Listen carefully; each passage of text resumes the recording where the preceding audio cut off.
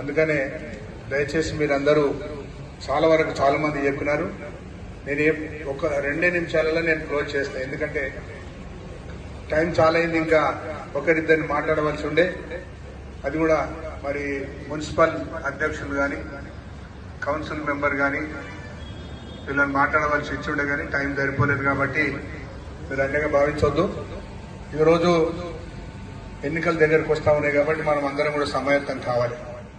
ఈ ఎన్నికలలో గెలవవలసిన అవసరం మనకు ఎంతో ఉంది. మనం ఇన్ని రోజులు భారతీయ జనతా పార్టీ ఏడున్నది ఎక్కడుంది అనుకున్నాం. ఇప్పుడు మీరు ఇడున్నోళ్ళే చూసుకోండి. ఒకరినొకరు చూసుకున్నట్టుంటే ఇక్కడ ఎంతమంది నాయకులు ఉన్నాం. ఇంతమంది నాయకులు బయట నిలబడితే మన ముందు ఏ పార్టీలు కూడా నిలబడలేరు.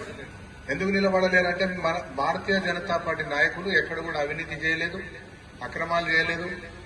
నీతితోని నిజాయితీతోని దేశం కొరకు, మన ప్రాంతం కొరకు, మనం పుట్టిన గడ్డ కొరకు పనిచేసిన భారతీయ జనతా పార్టీ నాయకులు, కార్యకర్తలు.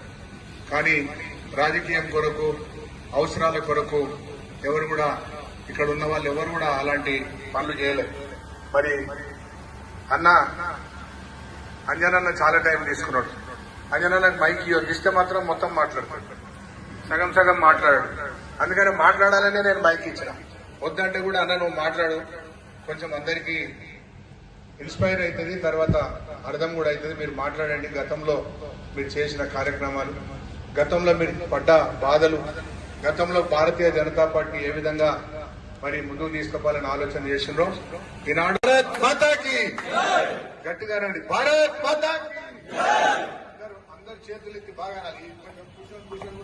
అయితే భారత్ మాతాకి, భారత్ మాతాకి, భారత్ మాతాకి జై శ్రీరామ్, జై శ్రీరామ్. నరేంద్ర మోడీ గారి నాయకత్వం, నరేంద్ర మోడీ గారి నాయకత్వం, కిషన్ రెడ్డి గారి నాయకత్వం, కిషన్ రెడ్డి గారి నాయకత్వం, రామచంద్రరావు గారి నాయకత్వం. జై శ్రీరామ్.